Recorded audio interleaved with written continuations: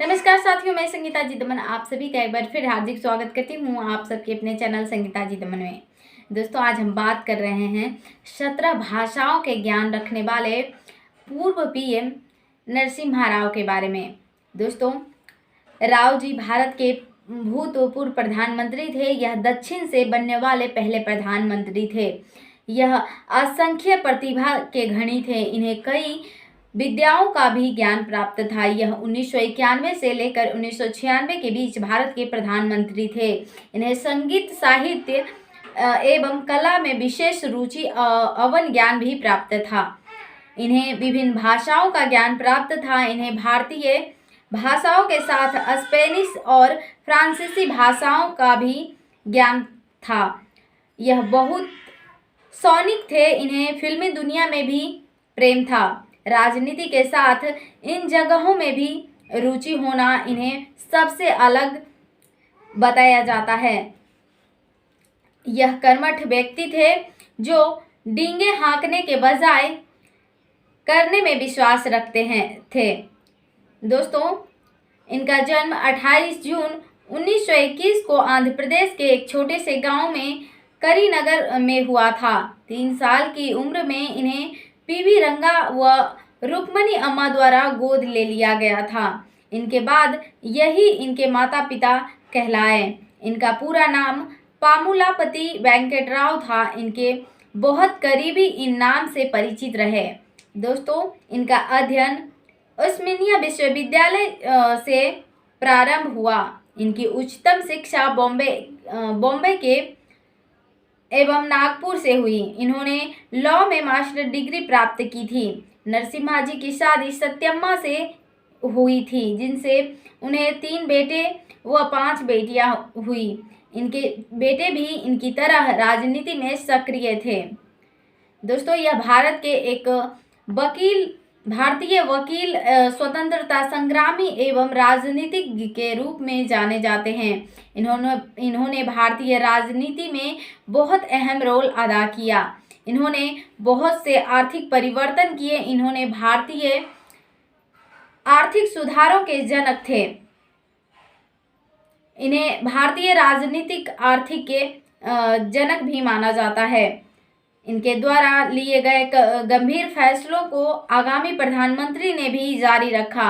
इन्होंने डॉक्टर मनमोहन सिंह को वित्त मंत्री बनाया। राव के आदेश पर डॉक्टर मनमोहन ने अंतर्राष्ट्रीय मुद्रा कोष नीति प्रारंभ की, जिनके कारण बैंक में होने वाले भ्रष्टाचार में काफ़ी कमी आई।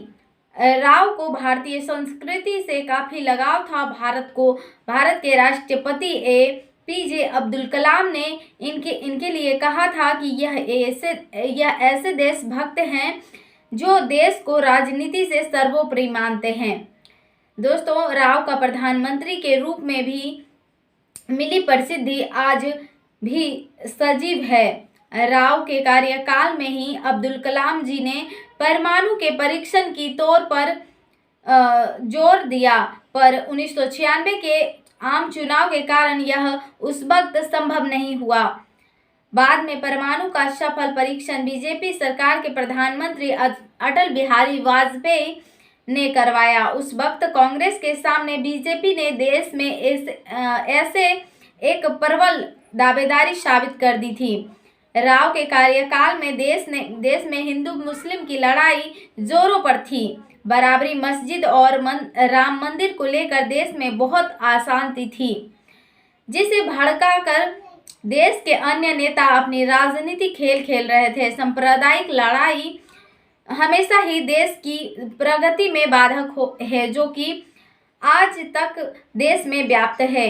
इन्हीं सब घटनाओं जैसे इंदिरा गांधी की मौत के बाद देश में फैले अशांति, बराबरी मस्जिद के टूटने के कारण हुए दंगे, इन्हें बहुत परेशानियों का सामना करना पड़ा। दोस्तों, नरसिम्हा राव जी को भ्रष्टाचारी होने का भी आरोप झेलना पड़ा, पर इन्होंने किसी भी आरोप पर अपने मत नहीं रखे, इसलिए इन्हें गूंगा प्रधानमंत्री भी कहा गया।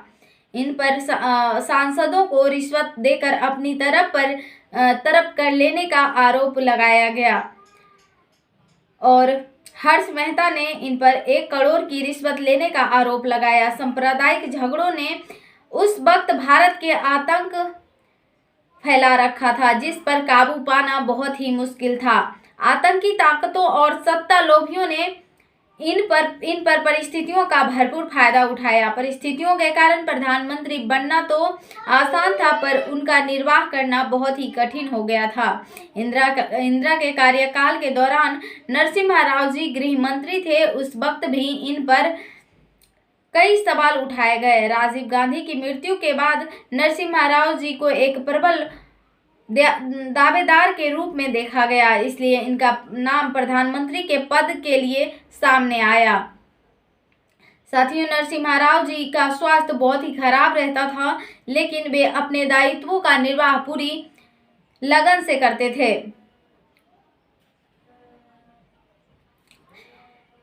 और निष्ठा से करते थे। इनके दिल में देश प्रेम अपार था। स्वतंत्रता सेनानी से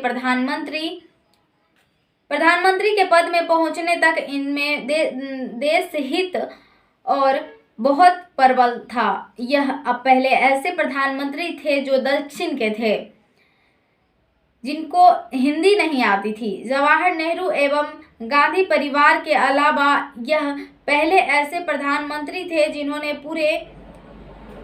पूरे 5 सालों तक भारत के शासन को संभाला। नरसिम्हा राव ने महाराष्ट्र के नंदधाल से चुनाव लड़ा और उनमें 5 लाख वोट से जीत हासिल की, जिसके लिए इनका नाम गिनीज बुक में शामिल किया गया।